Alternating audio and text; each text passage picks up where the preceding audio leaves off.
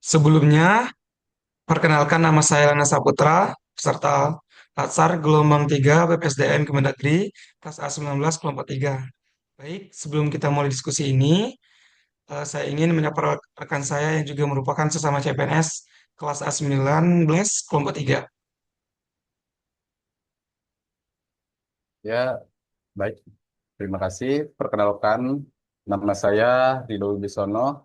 Saya juga CPNS dari Kementerian Imigrasi dan Pemasyarakatan. Saya saat ini bekerja di kantor imigrasi kelas 2 MTPI Kalianda. Saya sekarang kelas 19A, kelompok 3. Oke, terima kasih sudah hadir dan meluangkan waktu untuk berbagi dalam podcast ini. Menarik sekali karena kita berada dalam posisi yang sesama sebagai calon ASN yang tentunya memiliki tanggung jawab besar dalam memahami dan mengimplementasikan nilai-nilai sadar berbangsa dan bernegara, khususnya dalam menjalankan tugas sebagai pelayan publik. Saya yakin melalui diskusi ini kita bisa saling bertukar pengalaman, pandangan, serta pemahaman terkait bagaimana nilai-nilai kebangsaan yang dapat kita terapkan, baik dalam kehidupan sehari-hari maupun dalam lingkungan kerja. Benar banget, Mas. Oke. Mungkin kita langsung lanjut ke pembahasan saja ya, tentang Ya, masih relevankah nasionalisme di era digital. Nah, di era media sosial sekarang ini, budaya luar semakin mudah masuk ke kehidupan kita. Menurut Mas, apakah nasionalisme masih relevan di tengah kondisi seperti ini? ya. Menurut saya, nasionalisme justru semakin relevan, Mas. Di tengah arus globalisasi yang begitu cepat, nasionalisme berfungsi sebagai filter agar kita tidak kehilangan jati diri sebagai bangsa. Tanpa rasa cinta tanah air, kita bisa saja dengan mudah terpengaruh budaya luar tanpa mempertimbangkan nilai-nilai yang kita miliki. Oke, berarti nasionalisme itu tidak hilang, hanya bentuknya yang tidak berubah ya. Benar sekali, Mas. Dulu nasionalisme mungkin lebih terlihat dalam bentuk simbolik seperti upacara bendera atau menyanyikan lagu kebangsaan. Tapi sekarang, nasionalisme juga tercermin dalam perilaku sehari-hari, terutama di dunia digital. Untuk contohnya itu bisa seperti apa ya, Mas? Contohnya begini, Mas, misalnya tidak menyebarkan informasi yang merugikan nama baik negara, menggunakan media sosial dengan bijak, bangga menggunakan produk dalam negeri, serta tetap menjunjung tinggi etika dalam berkomunikasi di ruang digital. Hal-hal sederhana seperti itulah sebenarnya yang sudah merupakan bentuk nasionalisme modern. Oke, jadi bisa disimpulkan bahwa nasionalisme saat ini lebih ke sikap dan kesadaran dalam kehidupan sehari-hari ya. Betul banget, Mas. Terutama bagaimana kita bersikap sebagai warga negara, baik di dunia nyata maupun di dunia digital. Oke, pembahasan selanjutnya itu mengenai anak muda dan politik, apatis atau mulai peduli. Nah, banyak yang beranggapan bahwa anak muda cenderung apatis terhadap politik. Menurut Mas, apakah gangguan tersebut masih relevan? Kalau menurut saya, anggapan itu tidak sepenuhnya benar ya, Mas. Anak muda saat ini sebenarnya peduli terhadap politik. Hanya saja cara mereka berpartisipasi sudah berbeda dibandingkan generasi sebelumnya. Itu, Mas. Maksudnya berbeda seperti apa ya? Hmm, Sekarang jadi gini, Mas. Sekarang anak muda lebih aktif melalui media sosial. Mereka mengikuti isu-isu terkini, berdiskusi secara online, menyampaikan pendapat, bahkan ikut dalam kampanye sosial atau gerakan digital.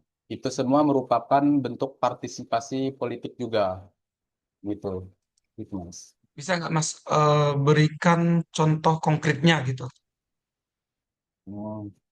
Contohnya kayak kita ikut diskusi di platform digital, menyuarakan opini terkait kebijakan publik, mendukung gerakan sosial, atau bahkan mengedukasi orang lain melalui konten yang mereka buat. Hal-hal seperti itu menunjukkan bahwa mereka sebenarnya tidak apatis. Begitu. Tapi apakah masih ada tantangan dalam partisipasi politik anak muda? Tentu saja ada. Salah satu tantangan terbesar adalah kurangnya literasi politik. Banyak yang menyampaikan pendapat tanpa memahami fakta secara menyeluruh, sehingga mudah terpengaruh oleh opini atau informasi yang belum tentu benar. Oke, berarti edukasi politik itu sangat penting ya, Mas. Sangat penting agar partisipasi yang dilakukan tidak hanya aktif, tapi juga berkualitas dan bertanggung jawab. Oke, kalau mengenai berpikir kritis versus ikut-ikutan. Nah, tantangan generasi untuk sekarang ya.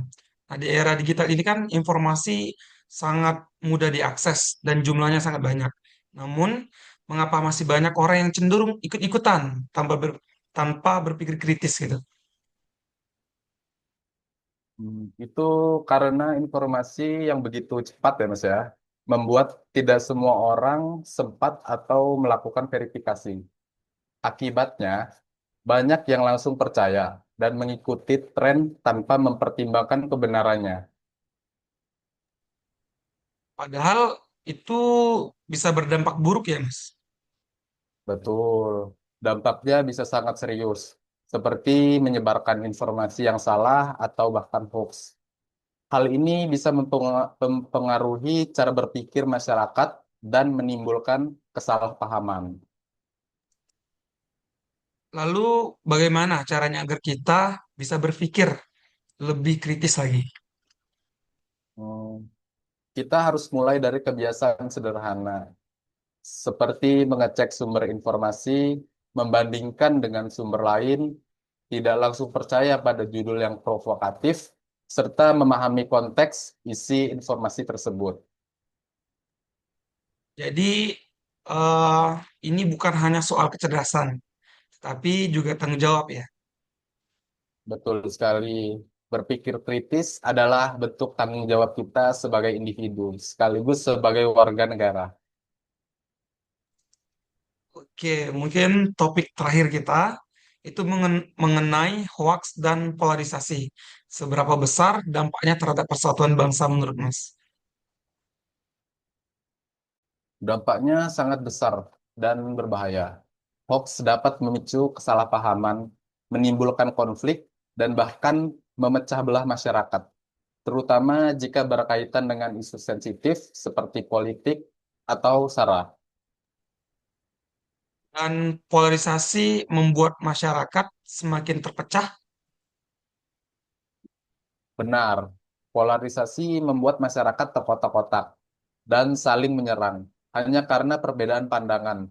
Padahal dalam demokrasi, perbedaan pendapat adalah hal yang wajar dan seharusnya disikapi dengan bijak. Lalu, apa yang bisa kita lakukan untuk mengatasi hal ini? Kita harus lebih bijak dalam menggunakan media sosial. Tidak mudah percaya pada informasi yang belum jelas kebenarannya, serta tetap menghargai perbedaan pendapat. Yang paling penting adalah menjaga persatuan dan tidak mudah terprovokasi. Oke, Mas. Dari seluruh pembahasan tadi, kita dapat melihat bahwa tantangan generasi saat ini bukan hanya soal perkembangan teknologi, tetapi juga bagaimana menjaga kesadaran berbangsa di tengah perubahan zaman. Benar sekali, Mas. Nasionalisme, kepedulian terhadap politik, kemampuan berpikir kritis, serta menjaga persatuan adalah hal-hal yang saling berkaitan dan tidak bisa dipisahkan.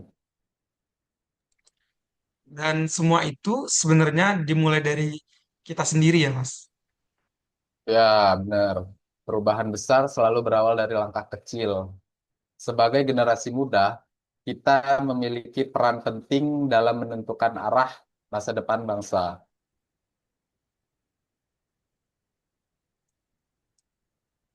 Oke, semoga kita semua bisa menjadi generasi yang tidak hanya cerdas secara teknologi, tetapi juga memiliki kesadaran berbangsa yang kuat. Amin. Dan semoga kita bisa berkontribusi positif untuk Indonesia ya. Oke, Terima mungkin kasih. pembahasan kita cukupkan sampai di sini. Saya akhiri. Assalamualaikum warahmatullahi wabarakatuh. Waalaikumsalam warahmatullahi wabarakatuh. Terima kasih.